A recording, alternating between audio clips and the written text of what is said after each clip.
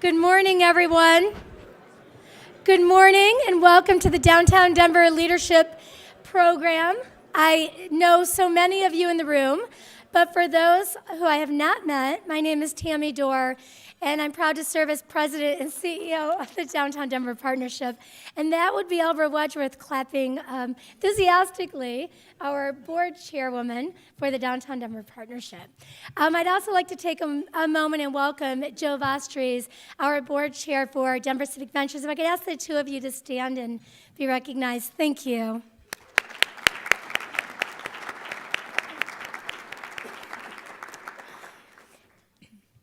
We have a really great presentation planned for you today, and it's so important for us as a community to step back and take a look at what our future holds. The Downtown Denver Partnership has been around since 1955, and our core base is all built around city building.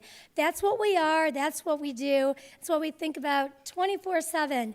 And when we have the opportunity to sit back and look at what the next generation of leaders is interested in terms of how we build our city, we're able to take that information back and really begin to build it into our strategic plan. So we have a lot to learn today, and I encourage all of you as city builders yourselves in your own respective sectors to take notes and think about how what you learn can really be pushed into the work that you're doing. A couple special acknowledgments as we kick off today. Thank you to Stephen Janicek and the team here at the Ritz-Carlton for hosting us. Privileged to be here.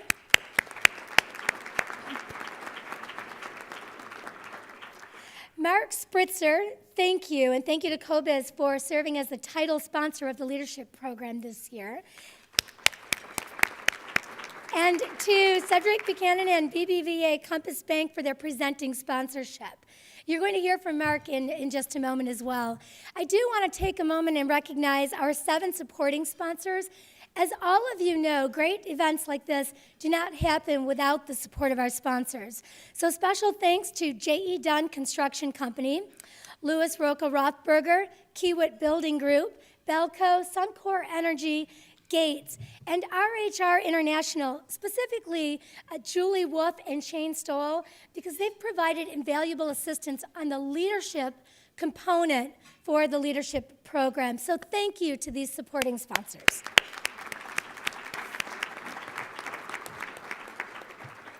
And now I'd like to invite Mark Spritzer from COBIZ Bank and Steve Kadich from J.E. Dunn to join me on stage to present the John Parr Leadership Award. Steve is the Director of Business Development at J.E. Dunn. Welcome. It's all yours, gentlemen.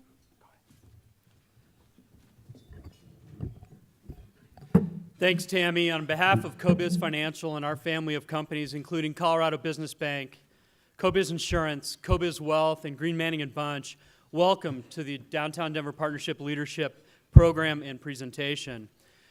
Why are we so involved with the Downtown Denver Partnership, and in particular this program? As Tammy said, our next generation of leaders will help build our city from here forward. Part of growing a city is economic development, and part of economic development is funding that development through our bank, through proper benefits, through selling companies and managing people's wealth. So we believe that this next generation of leaders will help do economic development and put Colorado and Denver in particular on the map of the top cities in the U.S., and that's why we do it. Thank you. Steve?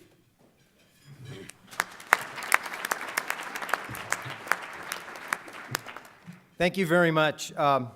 First of all, I'd like to start this morning and be the first to congratulate all of the folks that were involved in the 2013 leadership program. Let's give a big round of applause.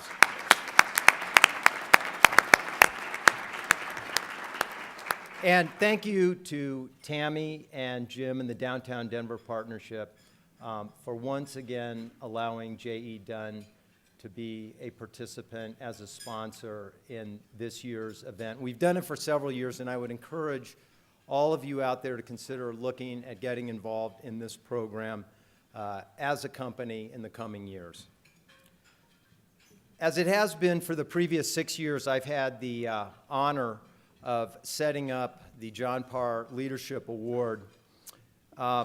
For those of us that knew John, it's a chance to once again reflect on what a wonderful guy he was and what an enormous contribution he made to both our state and the city of Denver during his lifetime.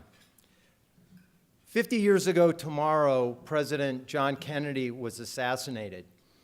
3 years before that, a 43-year-old John Kennedy and his 31-year-old wife, Jacqueline, went from Boston to Washington, D.C.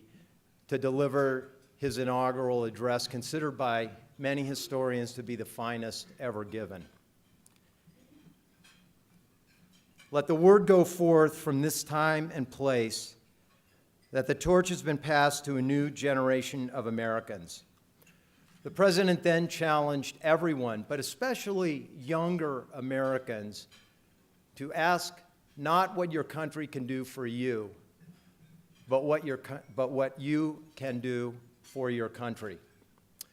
Somewhere on a small farm in Indiana, a 13-year-old John Parr was listening. After graduating from Purdue University, John, at the age of 21, came to Colorado. It wasn't long before he met another activist, another brash young man, a 36-year-old state legislator named Dick Lamb. They found some pretty significant flaws in the plan to bring the Winter Olympics to Colorado and organized a grassroots campaign in 1972 to stop the Olympics in their tracks. 2 years later, John and a small group of other folks took the long shot Lamb into the governorship of Colorado. 2 years later, he played a pivotal role in helping Dick work through the Front Range project, the first project of its kind to help look at balancing cities and the environment. In 1982, John met another state legislator, another 36-year-old who had aspirations to become mayor of Denver. He put the Lamb Band back together again and worked with a lot of other people in our community and helped elect our first Hispanic mayor, Federico Pena. Throughout this time, John's passion was always cities. He cared deeply about what cities can mean to states and the role they play in our nation. So it became natural that John ultimately gravitated to the Downtown Partnership and the partnership to John. But the fact that John was an invaluable board member and nationally renowned experts on cities is not why this award is given in his name. The award is given in his name because there wasn't a better listener than John Parr. There wasn't a person who was more of an idealist and yet balanced that idealism with pragmatism than John Parr. He was a mentor to many. He was a confidant to more governors, mayors, and community leaders than those of us that knew John could possibly recall. Yes, it was John's willingness to help others that made his untimely death in 2007 the catalyst for today's award. John spent his entire life answering the call of President Kennedy, and I would encourage all of us in this room, especially those of you that went through this leadership program, to do the same. John was a tremendous guy, and as Tammy and Jim come up to make the award to this year's John Parr recipient, I would encourage you to take the values and morals and ethics that John exhibited during his life and carry them forth in your own careers. Thank you very much. Thank you, Mark and Stephen. Thank you for your leadership on our board as well. It's my privilege now to welcome to the stage a person who I respect greatly and who is very committed to the Downtown Denver Leadership Program, Jim Kirsheimer. Jim serves as the Senior Vice President of Economic Development at the partnership. He also serves as the manager of the Leadership Program. The number of hours he puts into ensuring that the individuals in the program have the best possible experience and are able to leverage that after graduating. The number of hours is immense, but it doesn't compare in any way to his passion. Please welcome Jim Kirsheimer.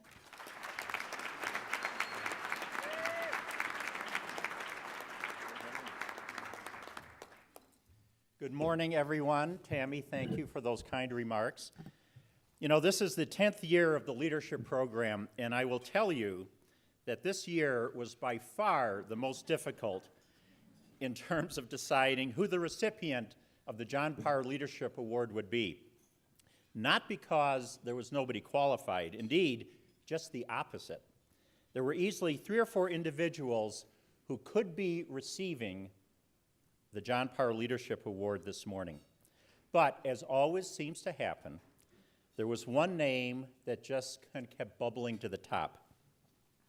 The winner of this year's John Parr Leadership Award is an individual who demonstrates all that John stood for: a consensus builder, the ability to see the big picture and to put his own agenda aside, and the character that's required to know when to lead and also when to follow. And unlike John, this individual has interests as diverse as having taken ballet classes and also chairing his fantasy football league. Maybe, just maybe, working for the company that Outside Magazine voted the best place to work in America has something to do with it. Ladies and gentlemen, please join me in congratulating the winner of the 2013 John Parr Leadership Award, Mr. John Woods.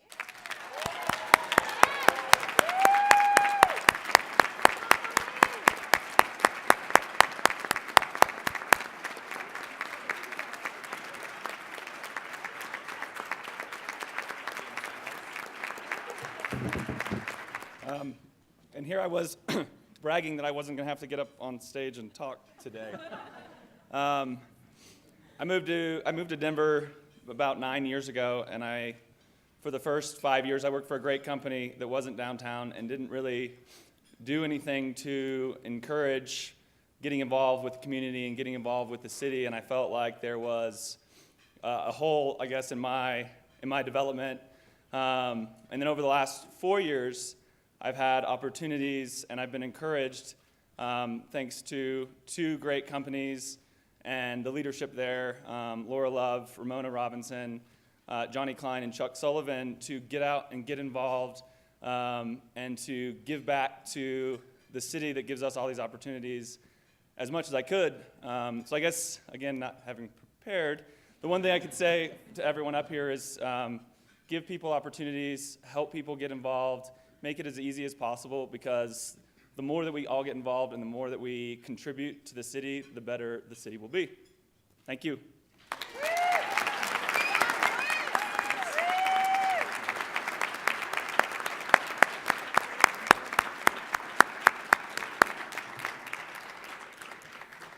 That is a well-deserved reward, and I think this is my favorite part of the whole program each year.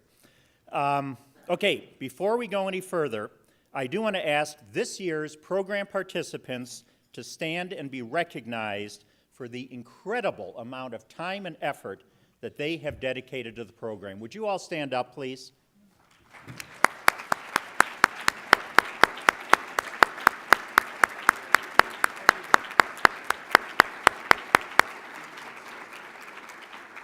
And I'm going to ask David Momper to remain standing so that we can acknowledge David as the trustee of the class of 2013. Congratulations.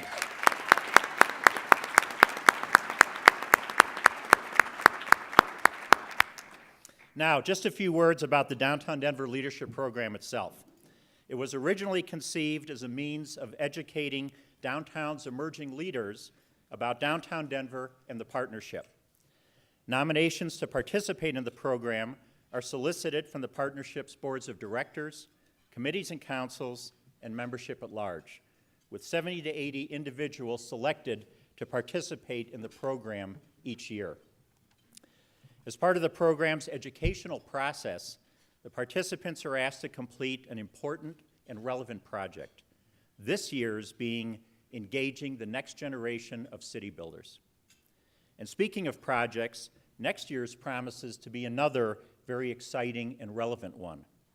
The title of it is Tactical Urbanism, Transforming Spaces into Places. The application form for the 2014 Leadership Program class is at your seat. If you feel something sharp sticking into you, it means you're probably sitting on the form. Now, before I introduce this morning's presenters, I've been given an assignment. I'd like everyone to reach into their pockets and purses and take out your cell phones.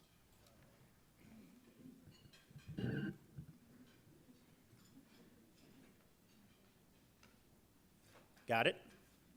All right, following the instructions that are on your table, there's some folded tent cards at each table, and also up on the screen.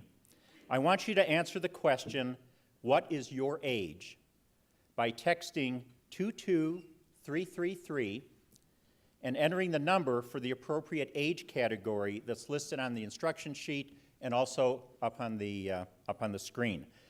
You only have 10 seconds to respond. So just like with the SAT and ACT tests that you took getting into college, if you're not sure of the correct answer, go ahead and make an educated guess. So we'll give you just a minute to figure that one out. All right, everybody got it? Okay, now let's get started with this morning's presentation. Your presenters are David Momper, the Postmodern Company, Anthony Albanese, CBRE, Amanda Adams, MWH Global, DJ Close, Mile High United Way, and Crystal de Herrera, Brownstein Hyatt, Farber Schreck. Ladies and gentlemen, it's showtime.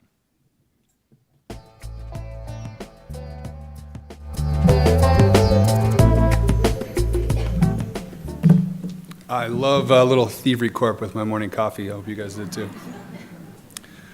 Good morning. Thanks for battling the weather. Kind of precarious out. And I hope you're enjoying breakfast. In theory, you're out there. We can only hear clinking. We can't actually see with these lights, so bear with us. My name's Dave Momper. I'm with Postmodern Company. It's a production studio north of the ballpark. And on behalf of the 2013 leadership class, we are here to tell you a story of this amazing city. It's a privilege to share some opening remarks on behalf of my classmates. It's been a real inspiring group of leaders and influencers, and I'm compelled by the energy that everyone brought to the monthly sessions and certainly to the project. This class is made up of over 80 passionate and committed individuals, and together we've become one hell of a team. In fact, Jim Kirchheimer couldn't say it enough. We were the greatest class to ever come through the program. If there is any truth to that, we hope that the 2014 class can take it up another notch. I think that's really the point. We want to challenge and learn from each other, and with that, we all grow together. So let's talk about Denver for a moment. Denver is a very special place, and you probably know that. You're living here, I assume. People moved here in the 70s and the 80s for the community and the lifestyle, and certainly for the opportunities of that time. And still today, those things with a thriving downtown and an incredible business infrastructure, people are moving here in droves. Over 40,000 people annually move to the metro area. And this really begs the question, with all the time and the passion that people have poured into this great city over the decades, how do we ensure, or more importantly, how do we engage that next generation of city builders to ensure that we perpetuate and expand on our potential? So the initiatives fostered by groups like the Partnership and various chambers of commerce certainly get a substantial amount of credit. We really appreciate those organizations. But fundamentally, the root of the credit goes to the committed individuals that make up those organizations. And those are individuals coming together and working together. And many of you are those people in this audience, so we want to say thank you. I mean, your efforts have Denver, in the long run, the potential is really stunning. I mean, Denver is on a tear, and we're all excited. So, as of last week, Denver is again ranked in the top 2 relocation destinations for 25 to 34-year-olds. And that's been the case for the previous 4 years. Prior to that, we were 12th on the list. So clearly this is a popular place. So in response to this, we were asked to figure out, define, and determine what it means and how to best engage the future generation, or excuse me, the next generation of city builders. In order to do this, we first defined 3 things. We defined what engagement means. We defined the audience that is the actual next generation. And thirdly, we defined who has the potential and maybe even the obligation to engage this audience. So in a moment, we're going to get these definitions. But first, allow me to describe our approach to the project. Denver is blooming more than ever before. Previously quiet pockets surrounding the Denver city center are expanding and thriving. You have places such as the River North Arts District, South Broadway, the Highlands, and eventually, soon here, hopefully, Arapahoe Square, as examples of neighborhoods and districts that are really poised for big things. So as a class, we set out to validate the abundance of activities and opportunities available to eager Denver enthusiasts. And for the individual, we really wanted to understand the accessibility to and really the awareness of all these opportunities. Do people know and have access to these events and whatnot? For the organization, we really sought to determine how engagement can be improved upon and best practices and programs that could be developed or expanded upon. So we focused our inquiry on the following 4 areas: physical, community, career, and social. So physical is an understanding of the literal physical infrastructure and the natural surroundings around Denver that are available to us.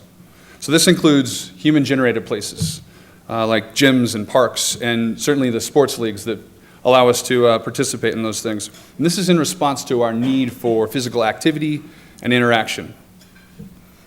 Community is an understanding of why and how we get involved in the places that we work and play. And it's really an understanding of the organizations that serve this community and the people that are a part of that. Career is an understanding of the changing landscape of the workplace, and then whether it reflects the current values and lifestyles of the workforce. And this is essential to stay relevant and competitive, certainly regionally, nationally, and even globally. And lastly, social. Social is an understanding of the way that we spend our free time and really how we interact with the people around us and how we connect with others. And so we covered, again, physical, community, career, and social. And now I'd like to introduce my friend Anthony Albanese, and we really hope you enjoy our findings. Thank you.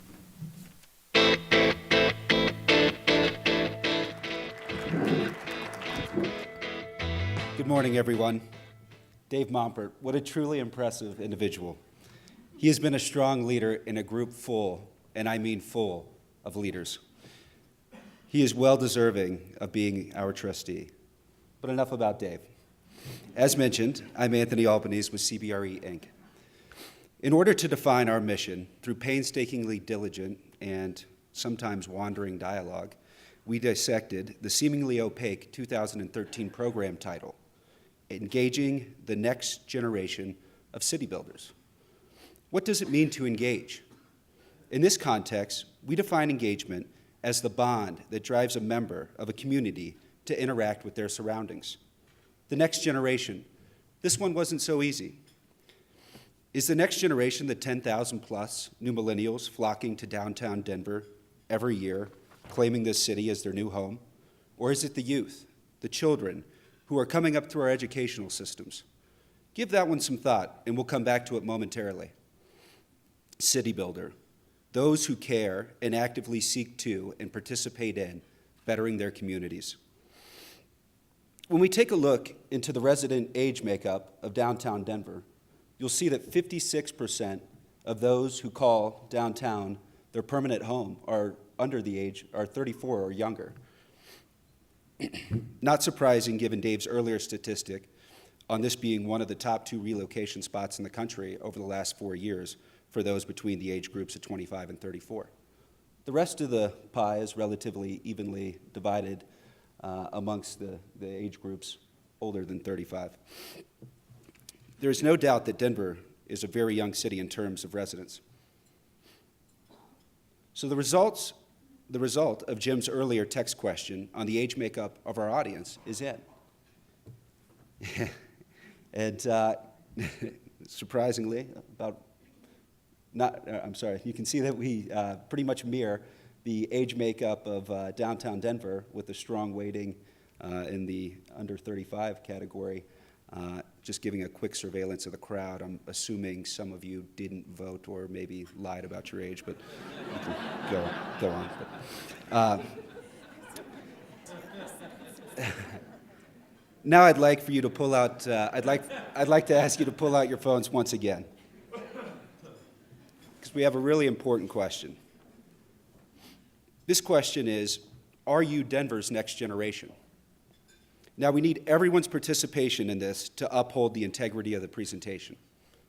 Using the same contact number, 22333, in the body of your text, please reply for yes, 252082, for no, 252083, and press send.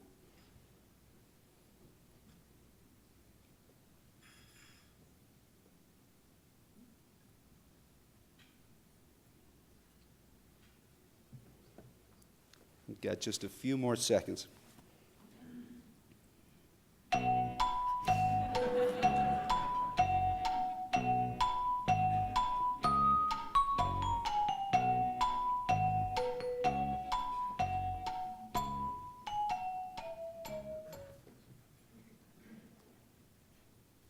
Wow, staggering, 85%. That's great, that's a great number. For those of you who said no, I'd like for you to consider the shift in thought process, that age has nothing to do with being the next generation of Denver. It's an interesting thought, right? Let's revisit the definition of the next generation. We define the next generation as all of you. The next generation of Denver isn't about your age at all. It is about those of you who are willing to raise your hand, stand up, and lead, or sometimes more importantly, follow in the progression of those who are working hard to make Denver not just a great city, but a world-class city. Here are some great examples of those who are Denver's next generation of city builders. I'm Amanda, and I want a career that is flexible and offers professional and personal career growth opportunities. I am Denver's next generation. Hi, I'm Crystal. My son attends Denver's first downtown elementary school. I want Denver to be a place where we offer world-class public education to all of its residents. I am Denver's next generation. I'm Julia, and I want to live, work, educate, and play in a growing community that embraces diversity. A city where people from all walks of life can come together.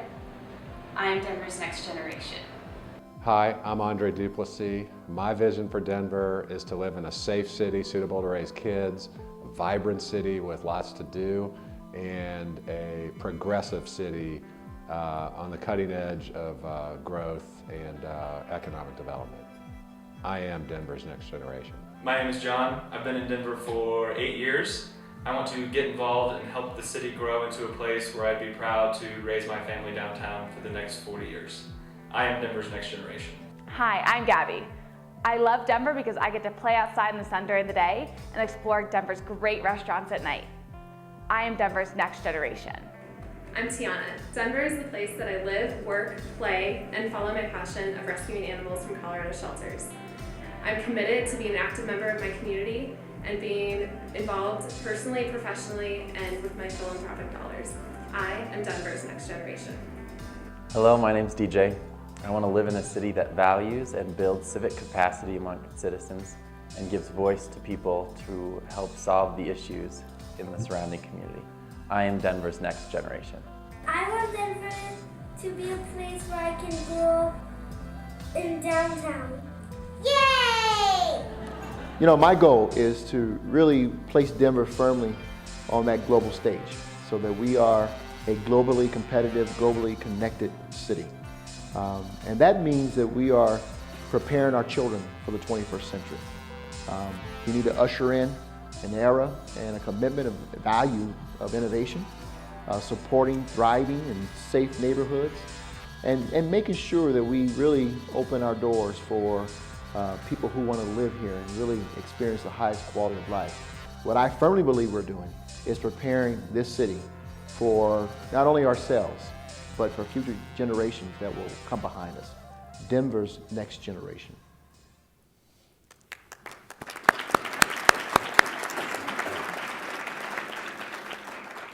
With that, I'd like to introduce Amanda Adams to talk about 2 of the 4 pillars of a thriving society: career and physical opportunities.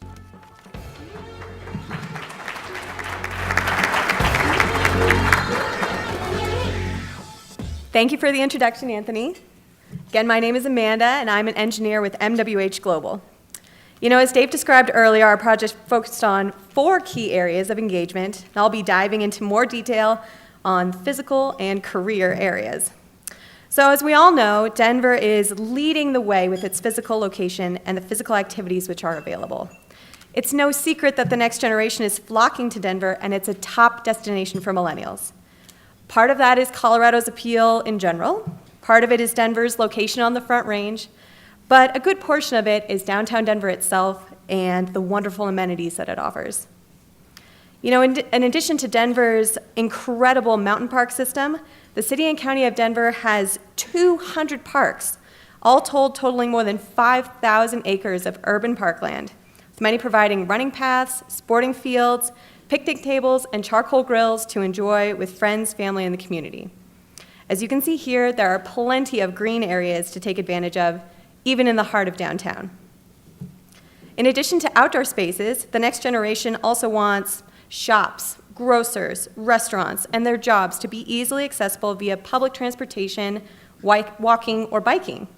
There are multiple public transportation options already, and more will be coming with the Union Station redevelopment and light rail construction.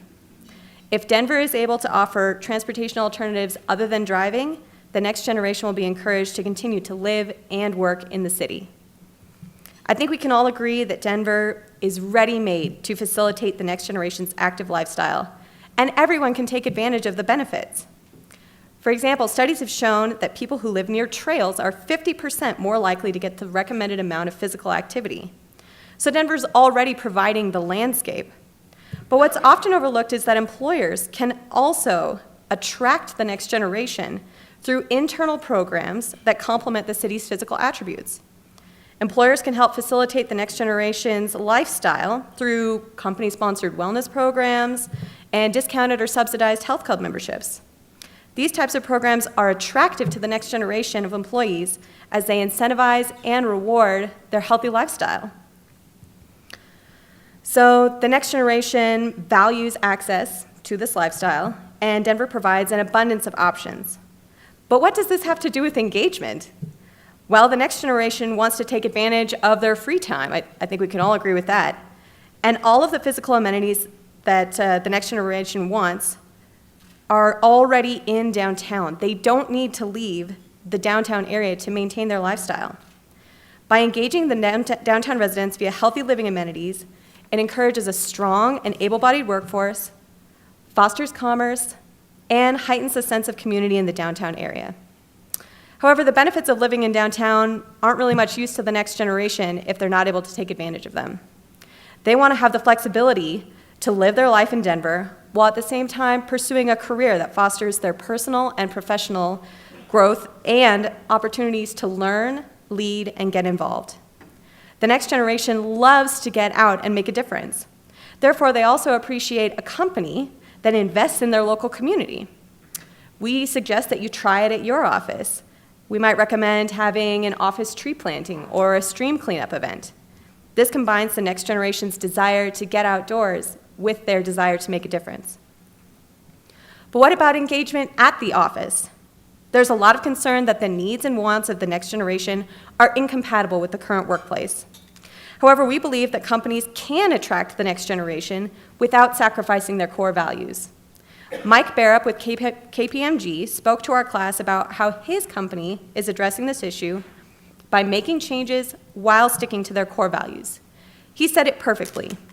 Change is inevitable, but we have to remain firmly attached to those values that have made us successful in the past. For KPMG and all companies really, it's important to understand how the next generation is entering the workforce in Denver. There are, of course, students from local universities and technical schools who already live in Colorado. Then there's also the influx of millennials who are moving to Denver in record numbers. Sometimes the move coincides with a job, but often the desire to move to Denver is strong enough they'll come without a job first and then start exploring the market. The key for employers is to first recruit the next generation, either out of school or those who are migrating to Denver. The next step is to retain them through exciting career opportunities, programs that help them feel involved in the company's direction, and the flexibility to allow them to enjoy everything that's great about Denver. But what about startup companies? It's not a coincidence that there are a higher number of startups in Denver than almost anywhere else in the country. What is it about startups and Denver that's so attractive to the next generation? Well, the next generation seeks companies who think about their impact and make transparent decisions. They value employers who allow them to set their own schedule, provide continuous real-time feedback on job performance, and foster an inclusive and inspirational environment that allows them to connect both professionally and personally. They also love collaborative workspaces like those shown here at Galvanize. Successful startup companies have all of these opportunities. So big companies can be more attractive and provide more opportunities for engagement if they offer the feeling of a startup. Laura Love, the founder of Ground Floor Media, John Woods' boss, and the founder of a company that was recently voted Outside Magazine's best place to work in the US, has some great thoughts on what has made them successful. So Ground Floor Media has gone through numerous changes. We started out in the basement in Boulder. We've been in a little house in Boulder. We now own a building in downtown Denver. And obviously with that comes growth. But what hasn't changed is our focus on our people. And when I make decisions at the company, as well as when my partner makes decisions at the company, it's always people first. How would we feel if we were receiving this information? How would we feel if we were receiving that benefit? Because in a service-based business, especially in a community like Denver, where people have options, you want to create an environment that makes it compelling to stay at work. And that may be a quick trip to Vegas for everyone to celebrate our 10th anniversary. It may mean that when we won the Outside Magazine's Best Place to Work in the US just this past fall, we took everyone on our bikes to Civic Center Eats to spend the day together. So there are ways to celebrate, to have gratitude for the employees and for the client work that they do, and to really try and create an environment that allows people the flexibility to live their life in the way they want to. Ground Floor Media is committed to downtown Denver for multiple reasons, but one of the things that we love the most about this environment is how it's focused on an active lifestyle. And in that, it's healthy, it's walking, it's restaurants, it's food trucks. It's an environment where people come to work, but they stay to play. And to be able to have an office in downtown Denver and be a part of this community that continues to grow will not only help our business, but will also help us attract a workforce that's unparalleled in the United States.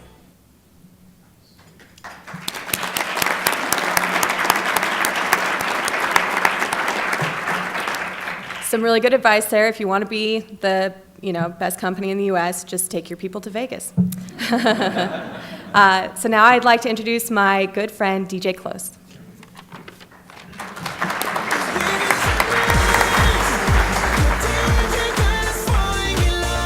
Thanks, Tobias. Thank you, Amanda.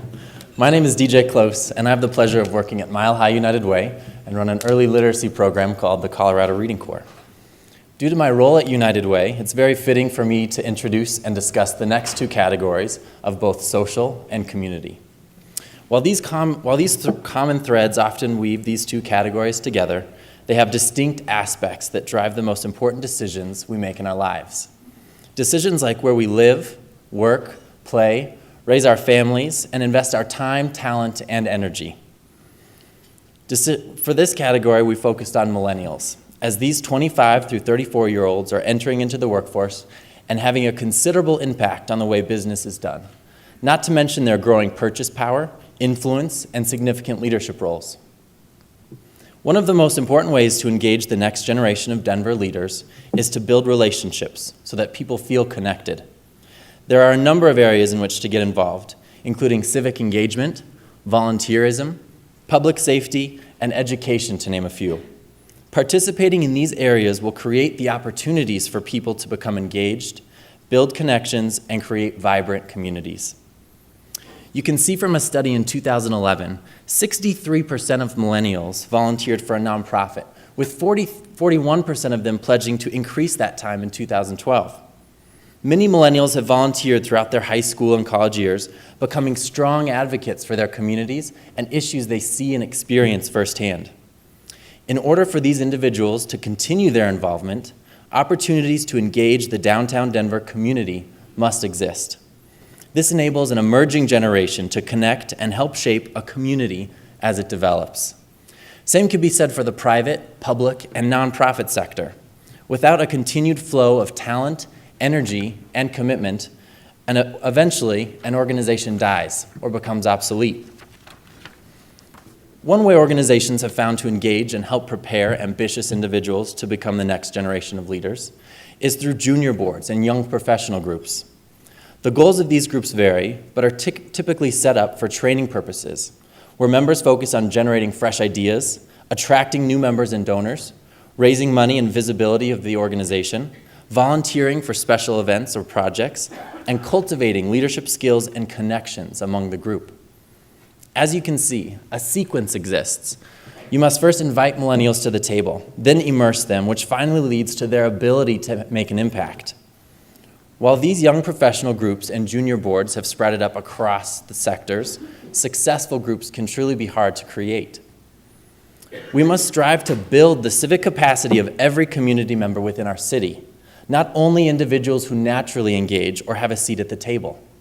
Building the civic capacity to participate in local government, finding solutions, and engaging problems head-on creates a strong and vibrant community. This also develops a sense of passion, commitment, and even love among citizens to participate and continue to make Denver the best city it can be. Only then do you have a city of builders, ready and prepared for the challenges ahead. I want the room to quickly identify or think about what current opportunities you're currently engaged in the downtown Denver area, or what opportunities might be out there for you to be engaged in. Identifying these groups, how do they recruit new members? How are they working to educate, equip, and empower these new members? Who owns this in your organization? The next generation of city builders, particularly those that identify as millennials, are eager to join and bring their resources to the table. But this generation is also motivated by seeing and experiencing change firsthand. Either decide how you can create a culture within your community, or find one that allows you to effectively plug in. We know they exist and that they're out there. And our next category, last but certainly not least, is social. This category came quite naturally to our class, as we made it a priority to get to know each other. Like Dave said, understanding the ways people choose to spend their free time and interact and connect with others helped us create a cohesive group of 80+ individuals passionate about the city they live, work, and play in. A city which cares about its citizens' social well-being often results in community members having a deeper understanding of issues, higher engagement to accomplishing goals, and perhaps most importantly, stronger relationships among each other. A few findings from our interviews about what people, organizations, and groups discovered around millennials were Millennials identify as unique, both as groups and as an individual. The challenge is to personalize the impact and engagement for each individual that will stimulate ownership and investment. Do not try to fit them all in one group, but instead appeal to them based on their uniqueness. Include a meaningful community component. Giving back is important to the 2040 generation, but not because it's what their parents did for the past 20 years. Millennials don't give charitably for the tax benefit, they give to make a difference. They believe that if everyone does a little, that it can make a big difference. If done in a way that brings people together, that community component makes it even more powerful and effective. To make sure our class's social well-being was alive and strong, we made sure to have fun and to celebrate with each other. We would like to invite you to one of those social gatherings this evening. Tonight we've organized a pre-opening networking and celebration happy hour at the New Lime, located on 16th Street Pavilions Mall. We will be highlighting a new local organization called City Build Denver, which strives to engage Denver citizens in ways that encourages them to participate in the community and become involved. Dave will give more details in closing, but please join us in celebrating a successful year of building community and continuing the conversation. Thank you very much. And with that, I would like to introduce the lovely Crystal De Herrera.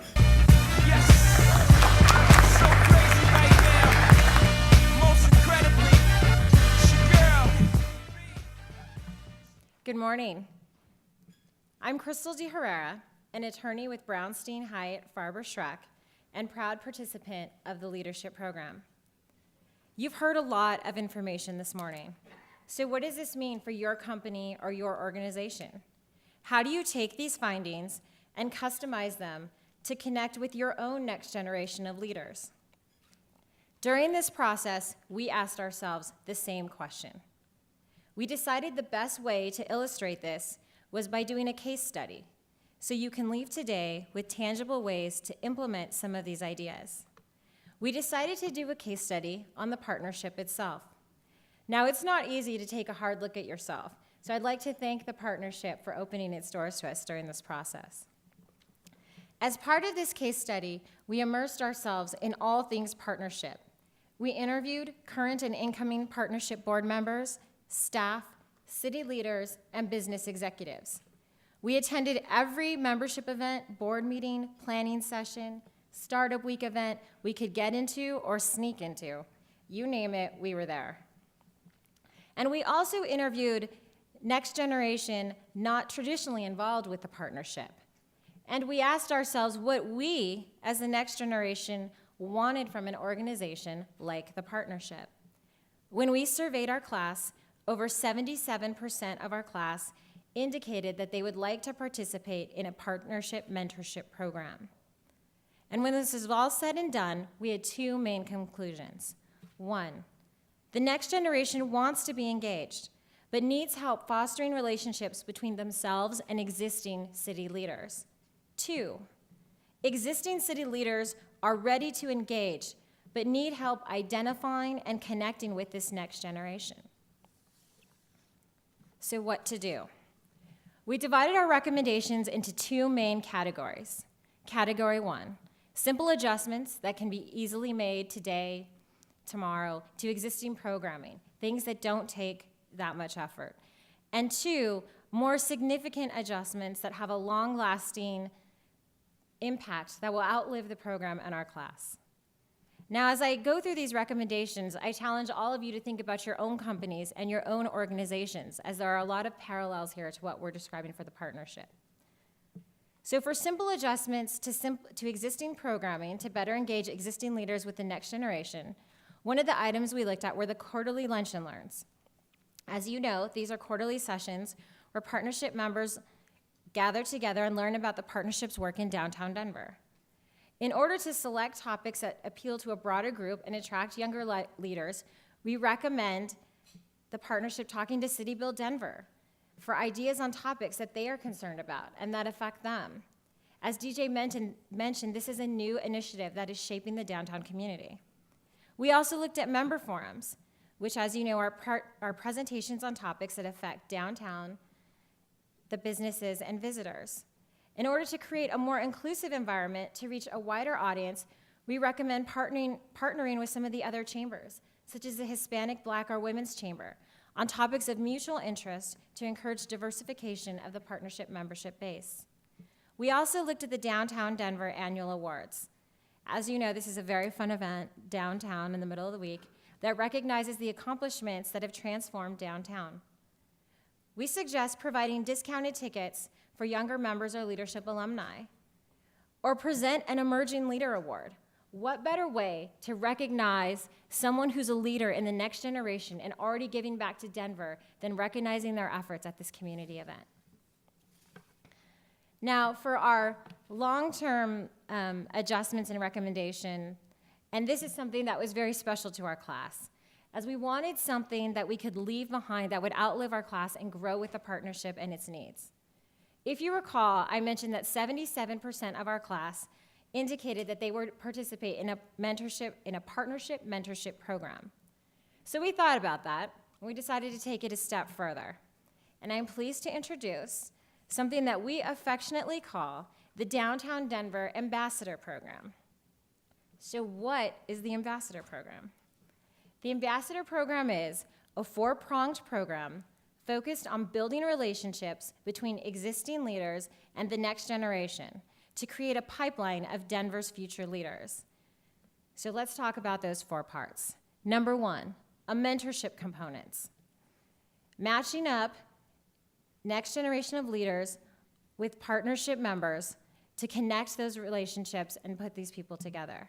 Two, a casual coffee sessions where you have existing partnership members and city leaders meeting with a small group in an intimate setting from the next generation to really foster those relationships and dialogue about topics that they care about the city and how they want to be involved in. Taking it from a big space like this and bringing it down close and intimate. Three, networking and social events. They're fun, they're easy, we all enjoy them. It's a great way to get to know people. And then four, actually serving as ambassadors. Taking the next generation and welcoming them, having them welcome and connect newcomers and others who want to be more involved in Denver and all it has to offer. We believe that by doing all these four things through this Denver Ambassador Program, that this will develop a pipeline of dedicated next generation engaged in working together to make Denver better. And in case anyone's wondering why we're calling this the Ambassador Program, it's because we believe that we are stewards of Denver. We are here to protect and promote this great city. So I ask you, what will you do to engage the next generation of city leaders? Well, here's a start. On your table, on blue loose leaf, there's a sign-up sheet for the Ambassador Program on the table in front of you. You can pick it up, you can fill it out. There's different areas of the Ambassador Program that you can indicate that you're interested in. Because at the end of the day, this is about making Denver the best city it can be. Be an ambassador. This is our city. We all have skin in this game. Everyone in here has a vision of what Denver can or should be. So let's share those values and those lessons with each other. Let's pass on this legacy and common values onto the next generation. I think Steve couldn't have set this up more perfectly when he talked about President Kennedy and how we're coming up on the anniversary, because really at the end of the day, this is what it's all about. And so just so you know, several partnership members have already signed up to be part of this Ambassador Program. You won't be the first. This is really exciting. But at the end of the day, don't take my word for it. Take Albra's. Well, good morning. I am very supportive of the Ambassador Program that's being proposed by our leadership program. We have to look to the next generation in terms of the future for the partnership. And the management group, many have already signed up to share their experiences and to make sure that we have that lasting legacy. So I'm for this 100%, and I urge everyone to support the program.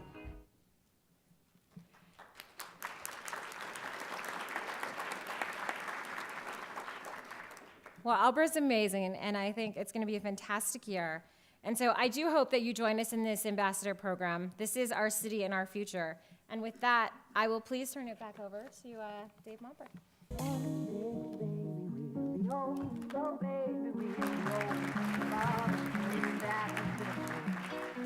Thank you, Crystal. Just a quick round of applause for my fellow presenters. They've been working really hard, so thank you, guys.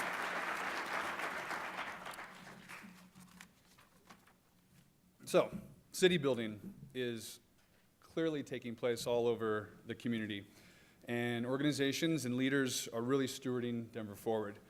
The success of the Denver community is really, in the long term, is a matter of maintaining this momentum. And it's also about affording that critical knowledge transfer between that existing leadership and the incoming leadership. And then lastly, it's about equipping that next generation with the skills and the expertise to carry on that stewardship. Very intentionally, we want to create a pipeline of city builders. So as you can see, we have quite a spectrum of opportunity for people to be involved in this city. Successfully engaging them more actively is really about creating interactions with current leaders and certainly those seeking to be the next leaders. It's about information and informing people. It's about exciting everybody who is interested and in making it easier for the people to be aware of how to get involved in areas of the city that align with their passions and their interests.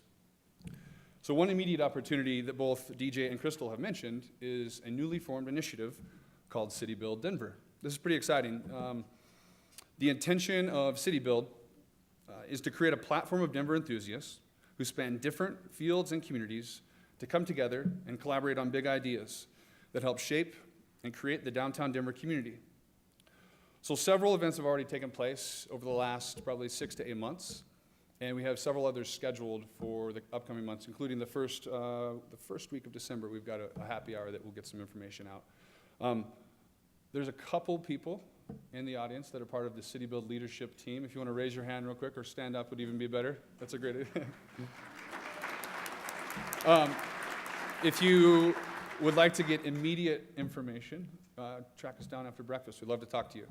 And then there's also a website, citybuilddenver.com. Is that correct, Brianna? Okay, cool. So check that out, and it's really about inviting people to the conversation. And we really want to hear what people have to say. So in closing, if you're an individual who's currently involved in this city, really, literally reach out to your colleagues and your friends and determine how they want to participate. Ask them how they want to be involved and invite them into the conversation. That active participation, I think, is critical. So secondly, as organizations, use the Partner Ambassador Program as an example, and maybe even a template of how organizations can create more interactions between the current and future leaders. And maybe even consider integrating city building awareness into the activities and programs that you currently offer your employees.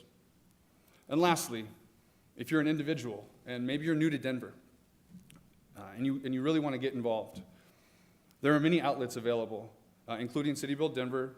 We've got the leadership program here with the partnership and many of the chambers, and there's a number of volunteer opportunities. So in Denver, your voice is really welcome to the table, and we encourage you to speak up. This is a very collaborative community, and I challenge you to get involved. So let's continue to build out and build up this amazing city. Thank you. So, really quick, 3 very, very quick things. The amount of work that the leadership or the leadership program class put together or put forth was very impressive. So I just want to say thank you to my fellow classmates. Real quick, round of applause. And a lot of the behind-the-scenes work was done by someone who was very deserving of that award. So John Woods, major props. Thank you so much, John. We do have a website for all the information you've seen today. It's the full report. It's nextgeneration.com. You can check it, nextgenerationdenver.com. You can check it on your way out. It is optimized for mobile viewing. And then lastly, happy hour at Lime. Don't forget happy hour at Lime. 5 to 7, you're all welcome. We'd love to have you there. It's in the pavilion. It's the new Lime. It's partially complete, but we've got a special arrangement for everyone. So, and we couldn't have done this without two critical people. Bonnie Gross, where are you at? In the back. Thank you, Bonnie, for everything. And certainly Jim Kirchheimer. So,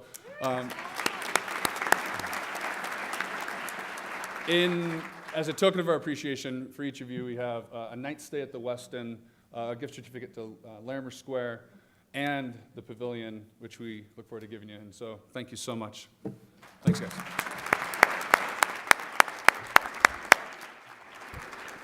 What a great presentation. Can we give all of the presenters a nice round of applause, please?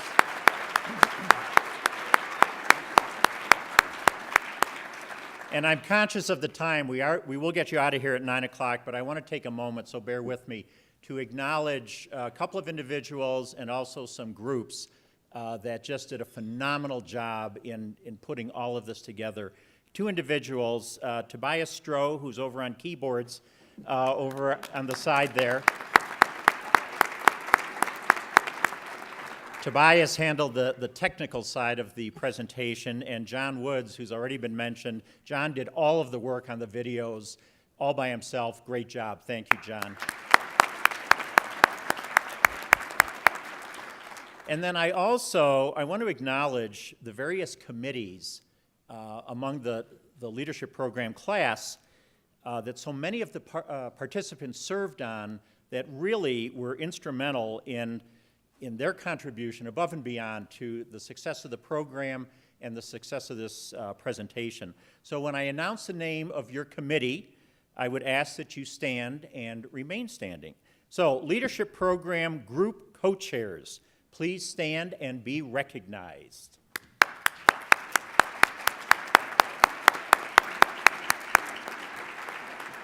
And the leadership program presentation and report committees, please stand and be recognized.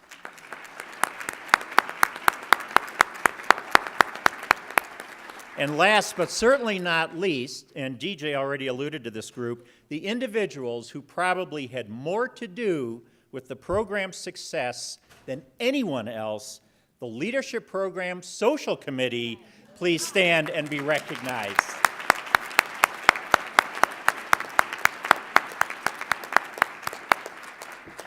And just one more shout out, and this goes to a very special young woman who has been an amazing collaborator and colleague of mine, and we would not be here today, and this program would not be what it is if it were not for the phenomenal contribution for Bonnie Gross. Bonnie, thank you.